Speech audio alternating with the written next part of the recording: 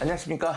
입시 전문가 펜타곤 선생입니다. 자, 오늘 입시막설은 원래 이제 영재학교 과학고 이야기를 하려고 하다가 영재학교는 해당사항이 없는 애들이 대부분이기 때문에 물론 우리 아이가 영재라고 생각하시는 분들이 많지만 이제 실제 영재는 극소수니까 벌써 채널 돌릴 것 같은데 자, 어쨌든 그래서 오늘은 과학고 영재학교는 몰라도 과학고 정도는 가능하지 않을까? 이런 생각을 하고 계시는 부모님들 과연 그 생각이 맞을지 준비를 어떻게 해야 될지 이야기를 해보도록 하겠습니다. 오늘 뭐 제가 혼자 떠드는 건 좀 힘드니까 좀 관련 또 저희 회사의 전문가를 모시고 하겠습니다. 소개, 각자 셀프 소개입니다. 네, 안녕하세요. 오리온 에듀의 용쌤입니다. 유튜브를 통해서 또 뭐 온라인 설명회를 통해서 좀 인사드리고 있고요. 웹슬러 기반의 학습 솔루션에 대한 그런 상담도 하고 있고, 그리고 중학생, 고등학생들이 공부를 잘 하게 하는 그런 상담을 많이 맡고 있습니다. 그렇게 하고 있는 용쌤입니다. 반갑습니다. 네.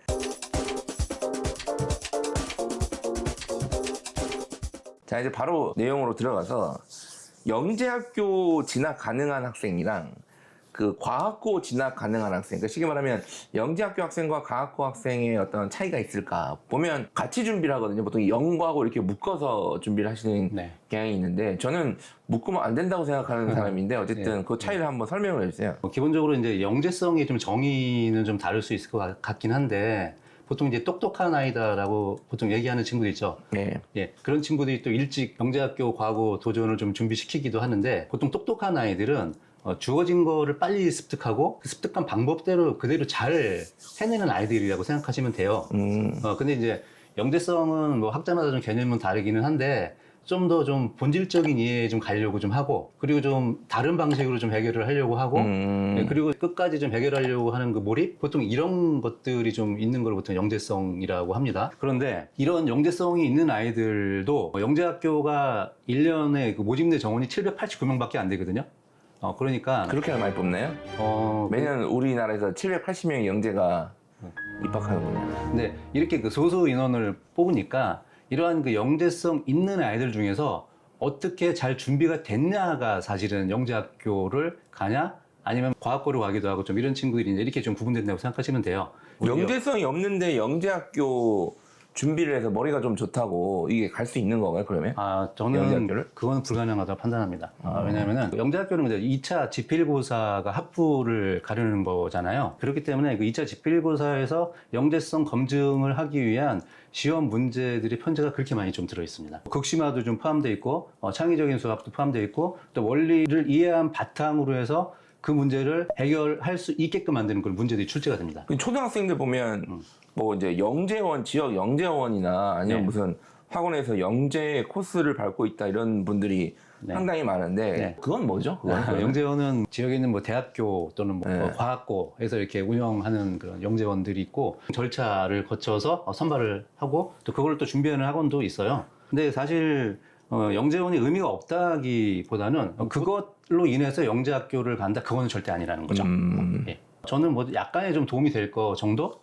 그리고 거기에서 좀 만나는 친구들을 통해서 좀 자극받는 정도? 그 다음에 재밌는 활동 좀 한다는 정도? 저는 이 정도만 생각을 하고 있습니다. 전반적으로 저는 부모님들이 좀 우리 아이가 더 양질의 교육을 받기를 희망하는 거, 부모도 당연하다고 생각하고, 그 다음에 우리 아이는 다른 아이와 다르다고 생각하는 거. 그래서 이제 이러한 것들이 쌓여서 이 영재는 사실은 영재 학교, 뭐 영재 교육 시장이라는 게 형성이 되면 저는 안 된다고 생각해요. 이건 영재는 나라에서 책임져서 해야 되는 거지 사교육에서 시장이 형성이 된다는 건 전 약간의 이해는 할 수 없는데 근데 그럼에도 불구하고 이 방송을 보시는 많은 분들이 영재 과학고를 묶어서 준비를 하고 있거나 준비를 시킬 예정이거나 아니면 준비를 했었을 거란 말이에요.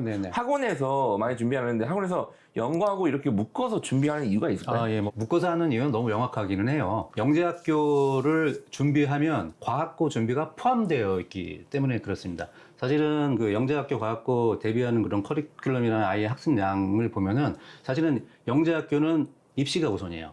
영재학교를 합부를 시키느냐에 대한 게 가장 첫 번째고 과학고에서는 과학고에 합격한다기보다는 과학고에서 잘할 수 있는 학습을 시키는 게 바로 핵심이라고 좀 보시면 됩니다. 근데 과학고를 합격을 해야 그게 효과가 있을 거 아니에요? 물론 이제 그럼 그런데, 어쨌든 중학교 수준에서 영과고 준비는 과학고도 제가 봤을 때는 뭐 커리큘럼 그렇게 짜더라도 합격을 시키는 게 목적이 돼야 되지 않나. 아, 예. 근데 과학고는 좀 입시가 좀 특이해요. 보통 이제 1차 서류 전형하는 지역이 있습니다. 보통 이제 인천, 대전, 그다음에 경남에 있는 과학고 정도가 이제 서류 전형을 하고, 그다음에 다른 학교들은 서류를 제출하면은 면담까지는 기본 페이스로 가는 거고, 그다음에 마지막에서는 거기서 걸러진 아이들이 재심은 면접을 시행을 합니다. 그러다 보니까 우리 그 선행학습 금지법으로 인해서 문제 출제는 이제 중등 과정 내에서밖에 출제를 못하는 거잖아요. 그렇기 때문에 똑똑하고 과학이나 수학에 센스가 있는 친구들이 과학고를 갔을 때 필요한 걸 가르치는 거잖아요. 그렇습니다. 그 네. 중간에 합격이 안 되면이란 건 가정을 안 하는 거네, 그러면? 이제 사교육 입장에서는 또 다음 플랜이 있다고 많은 가스라이팅을 하죠. 배운 거 도망가지 않는다라는 표현. 그럼 과학고 준비는 언제부터 하는 게 맞을까요? 상식적으로 생각하는 게 이제 초사 겨울방학부터예요. 초사 겨울방학부터 이제 준비하고 이제 연과고 트랙이 이제 동시에 타는 트랙이고요, 그거는요. 이게 좀 어려운 학습 과정을 좀 일찍 시작하는 게 꽤나 중요하잖아요. 또 깊이 있는 거 좀 반복하는 것도 중요하기 때문에 네. 과학고에서 1학년 성적으로 모든 게 결정난다라고 생각을 하시면 됩니다. 과학고에서는 조기 졸업 기준에 드느냐 또는 조기 진학 기준에 드느냐 거의 이것 가지고 1학년에서 성패가 끝나는 거거든요. 참 특이하게도 조기 졸업은 과학고 1학년 성적에서 15% 이내고요. 또는 IQ 145 이상이에요. 그리고 조기 진학은 과학고의 30% 이내 1학년 성적에서. 근데 조기 졸업이라는 개념은 너 2학년 마치고 졸업해. 이게 조기 졸업이고, 그다음에 조기 진학은 또 대학교 합격하면은 2학년 마치고 졸업할 수 있어. 이게 그 조기 진학의 기준이에요. 그러니까 중요한 거는 이 1학년 때 이 대입에 대한 결정을 하기 위한 준비를 할 수 있는 시간이 얼마나 걸리냐에 따라서 시작 시점을 정해야 되는 거예요. 이 시기는 늦으면 늦을수록 불리할 수밖에 없다고 판단은 너무나 당연하다고 저는 그러니까 이제 생각합니다. 학원이 미리 가서 준비를 시키는 이유가 1학년 때 결판이 나는 구조니까 맞습니다. 네. 입학 후 준비를 하면 안 된다 이거잖아요. 그렇습니다. 그러면 학원 입장에서는 뭐 알아서 커리큘럼대로 이제 시키는 거잖아요. 그래서 아마 몇 학년 때는 어떤 걸 하고 몇 학년 때는 맞습니다. 어떤 걸 하고 이런 네. 것들이 다 있는 거예요. 네, 표준 커리는 뭐 얼추 있다고 좀 보시면 되고, 대략 그 연과고 트랙 일찍 시작하는 친구들은 한 초5 때 중등 과정이 좀 마무리된다고 생각하시면 돼요. 특히 수학. 그리고 이제 초6부터 이제 공통 수학 1, 2가 들어가는 정도 되고, 또 초6에 경시 수학이 시작되죠. 보통 이제 KMO라고 하죠. 네, 경시 수학을 시작을 하고, 중1 정도면은 이제 뭐 대수 미적분, 뭐 미적분 또 확동, 뭐 일찍 시작하는 경우 또 빨리 끝내는 친구들도 있고, 그것들 하면서 또 KMO도 같이 진행하고, 과학은 이제 수학이 어느 정도 된 상태에서 좀 아이들의 좀 감을 보고 시작하는 편이에요.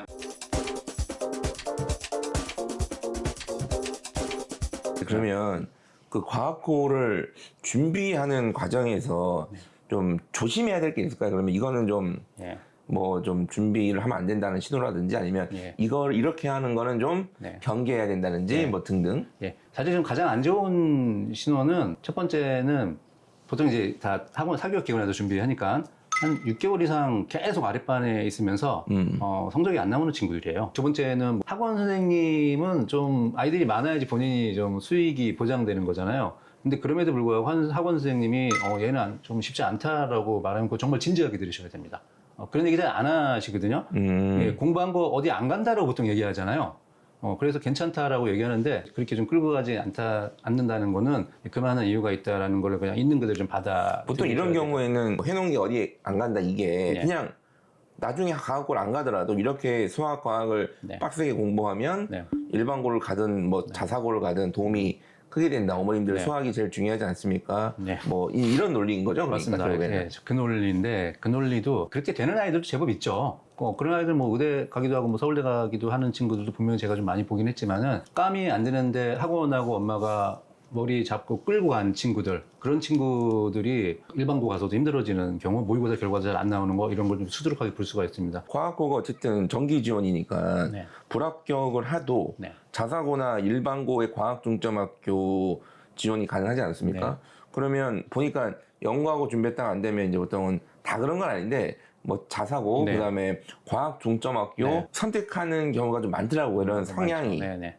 이 왜 이런 것 같으세요? 사실은 부모님들의 여태까지 들어갔던 비용 때문에 그런 건 저는 아니라고 보여지고요. 매몰 비용 때문이 아니라 사실은 가장 큰 건 저는 간판 욕구라고 보고요. 간판 욕구. 그다음에 평범한 학교는 다닐 수가 없다. 예, 그렇죠. 우리 간판 애는. 욕구. 이제 아이들한테 이제 본인의 욕망이 좀 투사되는 거죠.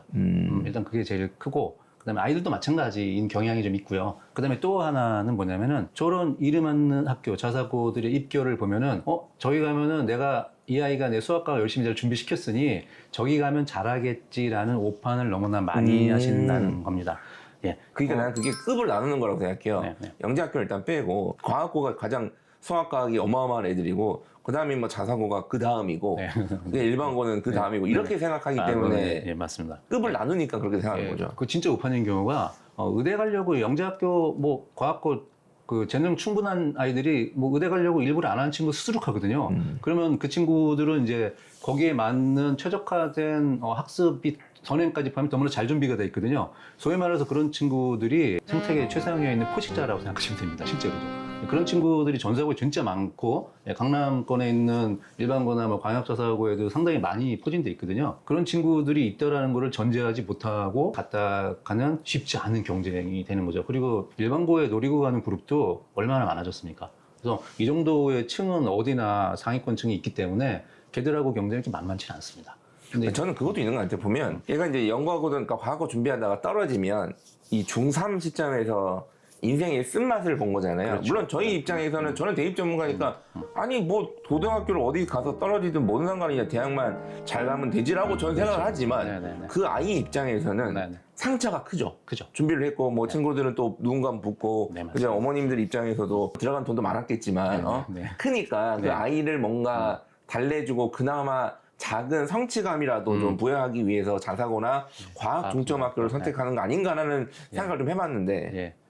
그런 측면도 분명히 있긴 있는데 내가 이렇게 수학 준비했는데 내가 가서 씹어먹겠지 이런 뽕이 좀 들어가 있는 거예요. 특히 자소 같은 경우는 너무 좋아 보이잖아요. 자기가 좀 가면 잘할 수 있을 거라고 생각하는데 특히 연가고 준비할 때 더더군다나 그럴 수 있잖아요. 근데 제가 항상 강조하는 게 고등학교 교복이 대학교 보내주는 경우는 제가 본 적이 없습니다.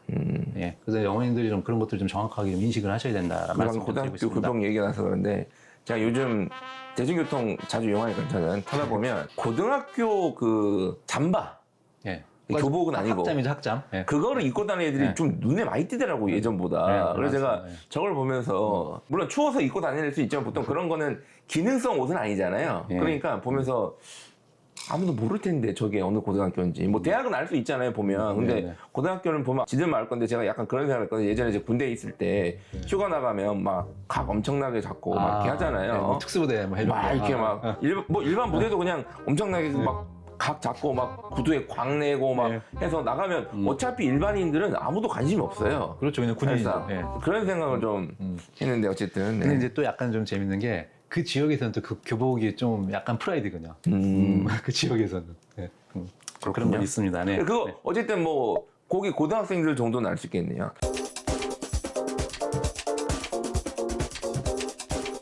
진짜 오늘 사실 제일 중요한 질문인데 저는 영재학교 과학고를 준비해서 가면 그게 베스트예요.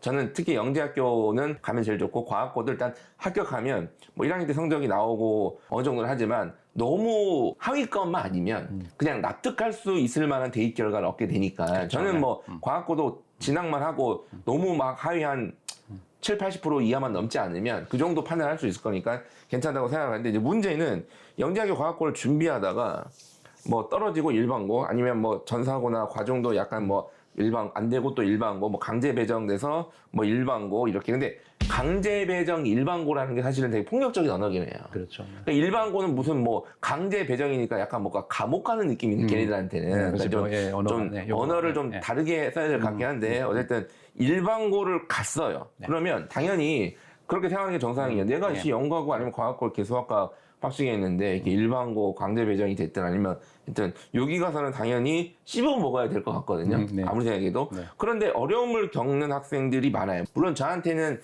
그렇게 어려움을 겪는 아이들이 주로 와서 그런 건지는 잘 모르겠으나 분명히 어려움을 겪는 애들이 많다는 거거든요. 네, 네. 이게 왜 이럴까 이거는? 아까 좀 말씀드린 대로 그 어려움을 겪는 아이들은 이제 크게 이제 두 가지라고 저는 봅니다. 첫 번째 정말 그 학습 방법에 대한 메타인지가 가장 첫 번째 원인이고, 내가 보고 그다음에 쓸데없는 그 자만심으로 인해서 그 방법을 안 놓으려고 하는 거죠. 뭐 이거는 당연히 학습 메타인지하고 당연히 연관이 좀 되어 있다고 좀 보면 될 것 같습니다. 그리고 편자 쌤은 이제 과학고는 괜찮다고 말씀하셨는데 거기에서 강력하게 주의할 게 하나가 있는데요. 2026학년도 서울대 수시 일반 전형 입결에서 과학고가 합격자 최초 합 기준으로 20%가 숫자가 폭락했어요. 그거의 가장 큰 이유는 영재학교 애들 의대 가는 걸 제한하다 보니까 얘네들이 다 이제 서울대로 쏠릴 수밖에 없잖아요. 일단 그게 가장 큰 원인이고. 그 선택을 안 해도 된다. 예. 서울대 입장에서는. 예, 그렇죠. 그러니까 영재학교 애들 그냥 뽑으면 검증됐다고 생각하니까 그렇게 많이 뽑는 거잖아요. 그래서 의대 못 가게 하니까 영재학교 몰리니까 당연히 과학고 가장 많은 피해를 좀 봤습니다. 실제로 정시까지는 거의 한 470명까지 영재학교 주민들이 합격을 했습니다. 엄청난 숫자죠. 최고 기록이긴 한데. 근데 이런 그 서울대의 입장도 그렇지만은 이 외부 환경, 영재학교 2개 더 생기고, 뭐 과학고 더 많이 생기고, 그다음에 의대 못 가게 하면서 영재학교 서울대로 더 쏠리고, 그러다 보니까, 과학고에서의 서울대 입시만 볼 건 아니지만, 깎여 나간 거잖아요. 사실 과학고 정원은 1,450명, 1,650명 정도 되는데, 거의 뭐 몇십 명이 서울대에서 뭐 20%는 폭락했다라고 하면은, 그래서 좀 과학고는 한번 좀 이런 것까지도 한번 좀 생각을 좀 해보셔야 되지 않나. 아이들이 재능이 충분하고 또는 뭐 타 유형의 학교에도 잘 갈 수 있는 친구인데 꼭 굳이 과학고를 고집을 해야 되나. 이런 거는 제가 좀 진지한 조언을 안 드릴 수가 없습니다. 근데 이게 이제 이게 뭐 약간 딴 얘기긴 한데 영과고 서울대 입시 결과라는 게 사실은 서로 연결이 좀 돼 있긴 해요, 확실히. 근데 과학고가 또 최근 몇 년 전에 또 생각하면 또 갑자기 좀 올라왔다가 지금 이제 이번에 급락한 건데 그러면 이게 이제 우리가 이유를 잘 따져봐야 되거든요. 맞습니다. 네. 그러니까 이게 서울대가 당연히 그렇게 뭐 보니까 이렇게 됐다라고 얘기를 하겠지만 저는 분명히 이제 의도를 갖고 한 거니까 일단 아마 합격이 되면 당연히 영재 합격 순으로 서울대 주요 공대나 주역과들 합격이 된다고 보고 그 다음 점수가 이제 과학고 애들일 것 같고 저는 이제 전사고나 이런 이런 학교들은 뭐 아직까지는 그렇게 좋아하는 것 같지는 않아요. 워낙 이탈률이 이제 심하다 보니까. 근데 이제 영재 학교랑 과학고 애들의 차이가 저는 마음만 먹으면 수능이 되냐 안 되냐의 차이라고 좀 보거든요. 이 영재 애들은 그냥 누워 있다가도 대학 가야겠다 수능 쳐가지고 그러면 거의 만점에 가깝게 몇 개월 만에 올라오더라고요. 근데 과학고 애들은 그게 안 되거든요. 그러니까 이게 이제 서울대 입장에서는 영재 학교 애들을 항상 우선순위로 뽑지만 얘네들이 의대 인기가 엄청 났을 때는 뭐 정시로 해서 의대를 도전한다거나 이 비율이 높아지면 당연히 그 다음 순위에 있는 과학고 합격생들이 이제 올라오는 거고. 근데 최근 몇 년간은 또 올해도 그렇고 저는 올해도 그럴 것 같은데 원래 영재 학교 다니는 애들은 의학에 관심이 없는 애들이 대부분이거든요. 제가 만나보는 애들은. 그래서 그냥 서울대 가고 이런 비율이 이제 올라가면 과학고 합격생은 이제 숫자가 이제 그 다음으로 밀리는 것 같아요. 제가 봤을 때는. 또 25학년도부터 이제 영재학교 의대 못 가게 하는 실질적인 이제 제재 때문에 더더군다나 이제 2회 연속으로 좀 그런 경향이 좀 있는데, 근데 또 그 대입에 큰 변화가 오면 또 많이 달라질 거라고 보십니다. 근데 뭐 저는 뭐 과학고 서울대 뭐 노리는 건 정상이지만 맞지만 뭐 연고대라든지 또 다양한 과학 기술원들이 있지 않습니까? 그렇죠. 여기서는 과학고 학생들이 여전히 좀 메리트가 있다고 생각하기 때문에 그러니까 아까 제가 납득할 수 있는 대입 결과라 그랬잖아요. 근데 과학고 다닌다고 무조건 서울대 가는 건 아니란 말이에요.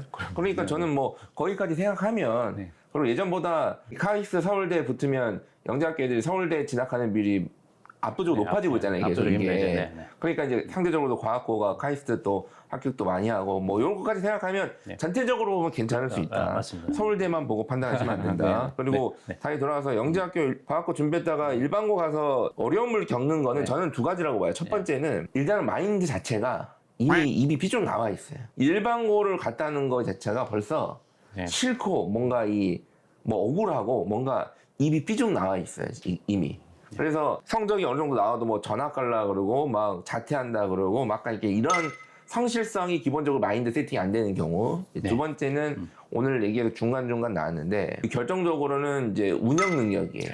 운영 능력에 그 메타인지라고 하셨는데 차이가 많은데 예를 들어서 내가 만약에 초엘리트야. 우리 둘이 입사를 했는데 나는 내 동기보다 일 잘하고 스펙도 많고 똑똑하고 정말 잘해.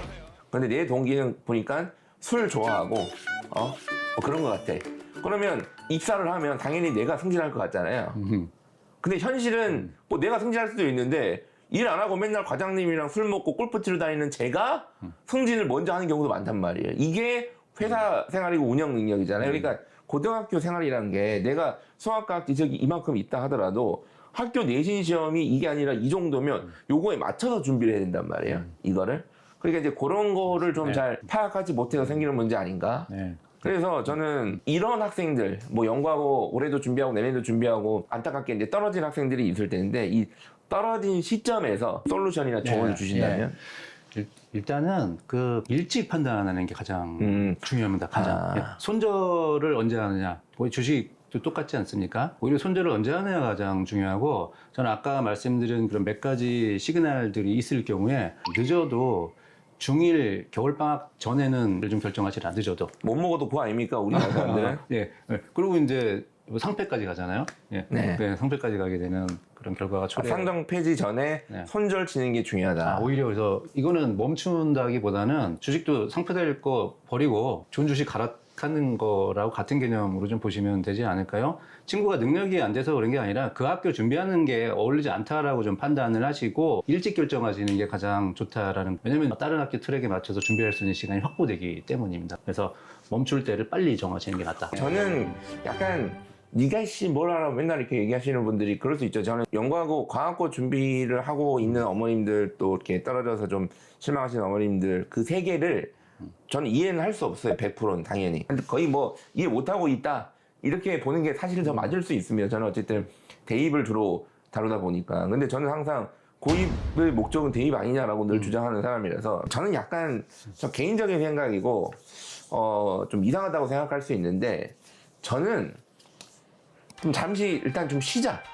만약에 떨어졌다면 얘가 분명히 꽤 오랜 기간 과학고를 목적으로 수학과학에 집중했을 거 아닙니까? 네. 계속 그거에서 에너지를 다 썼을 거 아니에요. 근데 그 에너지를 쓴 기간이 뭐 초등 고학년 때부터든 아니면 중1, 2든 사실은 그 아이의 정체성에 되게 중요한 시기예요. 인생에 있어서 가장 중요한 시기를 수학과학의 에너지를 계속 썼을 거잖아요. 그러면 저는 세상 돌아가는 것도 모르고 그다음에 영어 같은 경우도 사실 좀 소홀했을 거고 그래서 바로 시키는 것보다는 학교를 때려치라는 얘기가 아니라 뭐 체험학습이든 아니면 약간 결석을 좀 각오하더라도 인도를 한번 가보는 게 어떨까. 제가 좀 그럴 것 같아요. 제가 만약에 제가 애가 있고 애가 과학고를 준비하고 거기에 이제 막 시켜 그러다가 떨어졌어. 그러면 인도를 가져갈 것 같아요. 인도를 가가지고 세상이 어떻게 돌아가는지도 좀 보고 근데 영어 써야 되니까 본인이 영어가 부족한 것도 좀 깨닫고 내가 너무 수학과학에 집중하면서 살지 않았나? 내가 세상이 이렇게 돌아가고 이렇게 치열하게 살고 물론 거기 가서 힘든 사람들 보면서 뭐 그걸 느끼라는 게 아니라 세상은 되게 치열하게 돌아간다. 이런 거를 좀 인식 전환을 좀 시킨 다음에 그 다음에 공부를 해야 효과적일 것 같아요. 아니 애가 떨어져서 좌절해 있는데 야 괜찮아 해봤자 뭐 괜찮겠냐 이거예요. 야 국어학원 가야 돼 막 이제는 영어도 해야 돼 이게 과연 얼마나 효과가 있냐. 그리고 이거를 떨어지면 어머님도 분명히 실망이 크실 거니까 어머님도 같이 가세요. 인도. 물론 저는 가본 적이 없습니다. 네, 저는 곧 가볼 겁니다. 아이들이 불합격했을 때 좌절과 그 심리적 데미지가 큰 거는 사실이에요. 그래서 이제 부모님이 아이의 그런 멘탈 관리도 중요하고 이런 거 회복에 대한 것도 분명히 좀 필요할 수 있습니다. 그럼 뭐 인도가 아니라 어디 뭐 순례길 같은 건 걸으면서 사람이 걸으면 생각을 정리하게 되거든요. 맞습니다. 뭐 꼭 어디 뭐 산티아고 정도 아니더라도 거기도 약간 단기로 갈 수 있고 일본에도 순례길이 있고 또 우리나라도 제주도 순례길이 있으니까 각자 상황에 맞게 저는 약간 좀 쉬어가는 게 어떨까. 쉬어가면서 세상 어떻게 돌아가는지 좀 판단하고 좀 다양한 생각을 하면서 또 책도 좀 읽어보고 이러면서 좀 정리하고 그 다음에 공부를 해야 되겠다. 왜냐면 어차피 수학과학이 중요하기 때문에 이미 공부량은 많이 들어가 있다고 좀 보거든요. 좀 쉬어가도 된다. 그래서 오늘 도움이 되셨는지는 잘 모르겠으나 과학고 준비하는 학생들, 어머님들 좀 참고하셔서 간 애들은 저는 관심이 없습니다. 알아서 잘할 거니까 이제 준비하는 과정에 어려움이 있거나 좀 불합격을 받아들고 좀 힘들어하는 분들한테 좀 도움이 됐으면 좋겠고 그리고 만약에 센터장님 말씀하셨듯이 좀 빠르게 선전하는 게 중요하다고 말씀을 하셨는데 그 판단을 도저히 내가 못하겠다. 아시는 분들은 일단은 좀 연락을 주시고요. 저희가 이제 판단을 해볼 테니까. 사실 지금 뭐 편차쌤이 가장 중요한 말씀하셨어요. 아이들이 보내는 시그널, 이 시그널에 대한 해석과 그 모니터링은 진짜 차가운 마음으로 냉정하게 하셔야 된다라는 좀 말씀을 좀 꼭 드리고 싶습니다. 계속 가는 게 중요한 게 아니라 멈춰서 전환할 수 있는 게 대입에 좋은 결과를 만들어낼 거고 그게 현명한 용기입니다. 그 말씀을 저는 마지막으로 드리고 싶습니다. 네. 자, 그럼 저희는 또 새 스튜디오입니다. 다음에 또 좋은 내용을 찾아뵙도록 하겠습니다. 감사합니다.